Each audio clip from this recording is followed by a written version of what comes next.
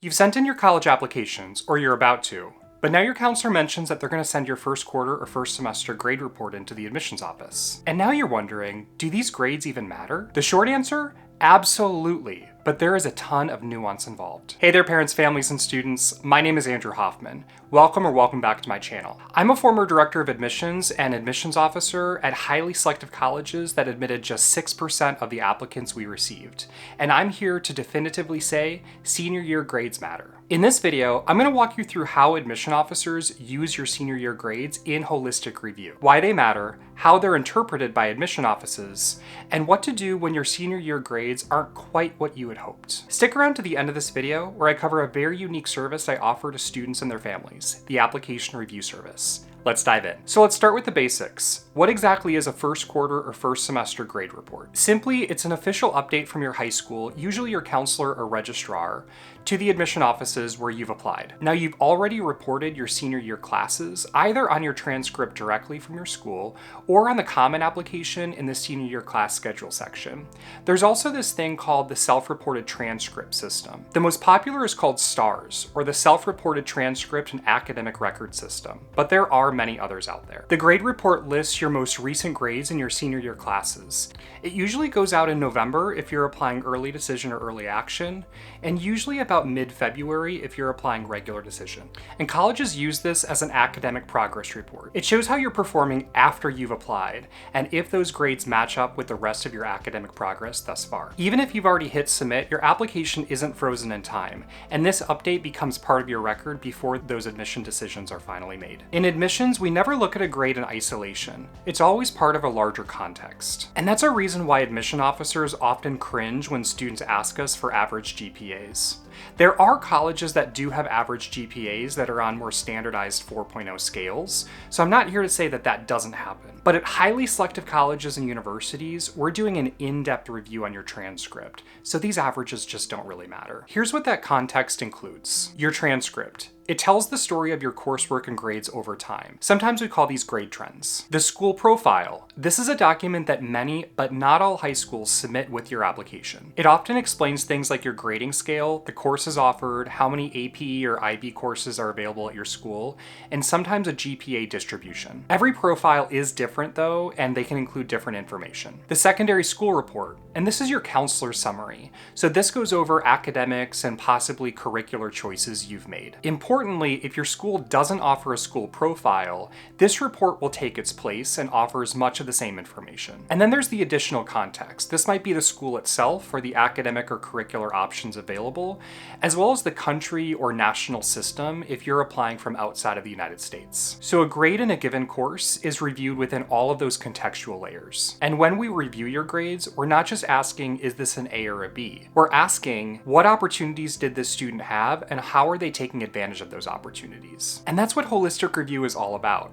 Really looking at the entire full picture. Be sure to check out my other video where I explain exactly what a real admissions committee looks like and how holistic review plays out in the real life. One of the most important things that we review in virtually every transcript review is grade trends.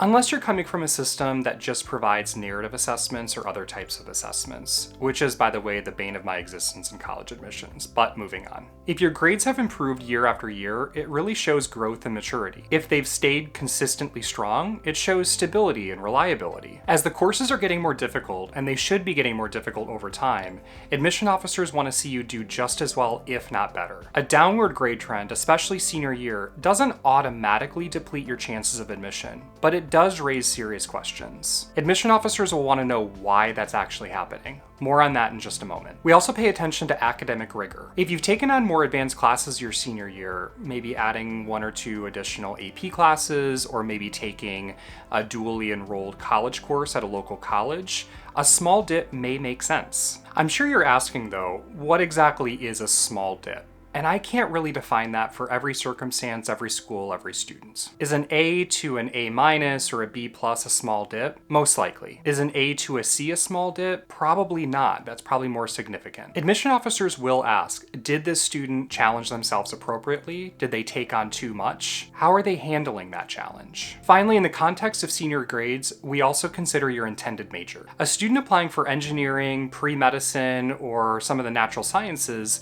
should demonstrate sufficient grades and rigor in the math and sciences. If you are getting A's in all of your math and science courses, and maybe you did well in the math section of the SAT, but now you're getting a C in calculus, that might raise a red flag with the admissions committee. What happened and why did it happen? Does it relate to ability, or is there something else going on? Likewise, if you're a future English or history major, we're going to put more emphasis on the grades that you earned in maybe writing intensive courses. Now the interpretation. When you submit your first quarter or first semester grades and your application is open, the admissions officer will begin to compare your first quarter or first semester grades to your entire transcript. We look for alignment. Are your senior grades consistent with your previous performance? Do they reinforce the trends that we already saw? And if you submitted test scores, do the new grades align with the strengths of those test scores? We're also looking at subject by subject. So if you've always earned grades of A's or high B's in your English classes, and now all of a sudden you have a C, that might raise attention. But if it's a one-off grade in a class that isn't your academic focus, that might be fine. I've heard plenty of times admission officers say in committee, yeah, but she doesn't want STEM. So maybe all of those STEM A's turned into STEM B's for your senior year first quarter grades, but you want to major in sociology and Latin American studies. And again, that might be fine. We are not looking for perfection. We're looking for patterns. The goal is to understand whether your academic performance continues to reflect how well you're going to do in college level work. Now let's talk about what happens if your grades do slip a little or a lot. Listen, life happens. You might think that admission officers are absolutely ruthless when they're reviewing your transcript, and just don't understand that context. And honestly, that is not the case. You might face an illness or a family challenge, or maybe the curriculum changes at your school, or you have some mental health struggles. We get that that happens. Admission officers want to know this, and we want to see that context side by side against your grade report. There are several places the admission officers check for those explanations. First, the additional information section of the comment application. This is a great place to explain what is happening academically. This could explain some bumpy times up until this point, but if you haven't submitted your application yet and you know what that grade report is going to say, you could also explain it here. The counselor letter of recommendation. Many counselors include important updates about personal or academic circumstances with their students. If the letter of recommendation has already been submitted, your counselor can submit an email to that admission officer and ask that it's included in your application. And if these reports are submitted after you've applied, which is most likely the case, you should write a short professional email to the admissions committee. This explanation can help clarify what's going on, and just ask that it be reviewed alongside your application and included in your file. What matters most is honesty and clarity. They are not expecting perfection, but what they do expect is authenticity. If there is a reason your grades do look different this term, help them understand that story. Now, all of that said, don't overdo this. It really doesn't help to have a long, drawn-out explanation of why your grades turn from an A to an A-.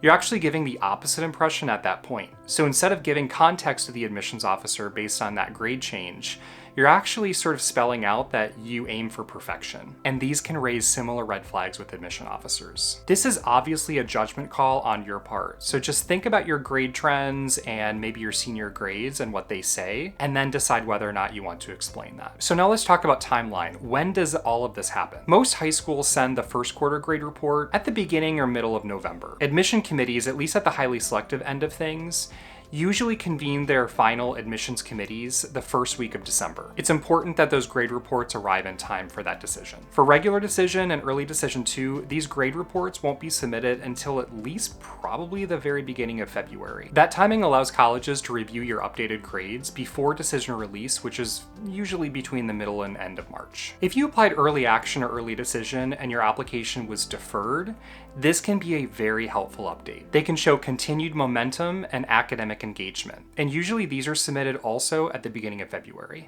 What you will likely see on your applicant portal is that these things are missing because they haven't been submitted yet.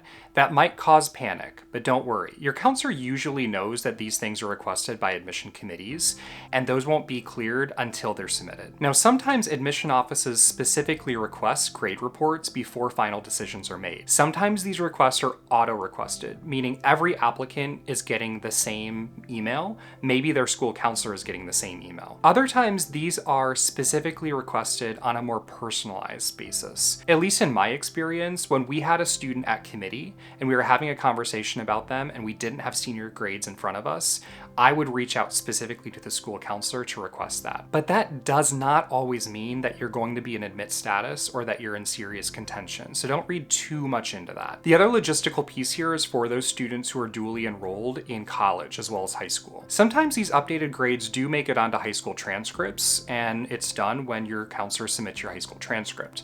Other times you have to go to the registrar's office and request that that grade report or updated transcript is sent directly to the admissions office. I had a lot of experiences with STEM interested students where maybe calculus at the local community college was going to make or break the admissions decision because they were already on the bubble between admit and waitlist. And so be sure to get those grades in. And finally, senior year grades matter for both semesters. We sometimes just forget this and senioritis kicks in. Admission offices don't have your entire senior year grades in front of them when they make an admissions decision, unless you're on maybe a gap year or you're from an international context where you've already graduated, or maybe you're just on a different timeline. Nearly all admissions decisions are what we consider conditional. It might not actually say that they're conditional, but they are. They're contingent upon continued progress at maybe the same or similar level that you displayed in your original application review. If your grades tank your second semester, or maybe something else happens, your admissions decision could be rescinded. I hope that's never the case,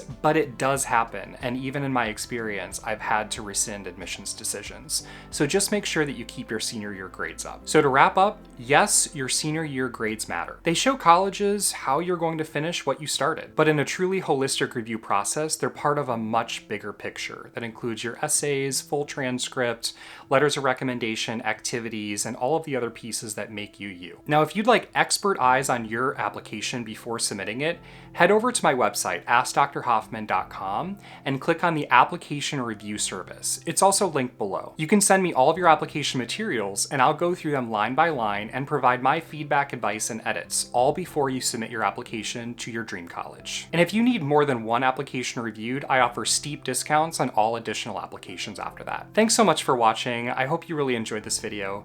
Please be sure to like this video, subscribe to the channel, and honestly just pay attention to all the other weekly videos that I put out. Best of luck this college admissions season, and we'll see you in the next video.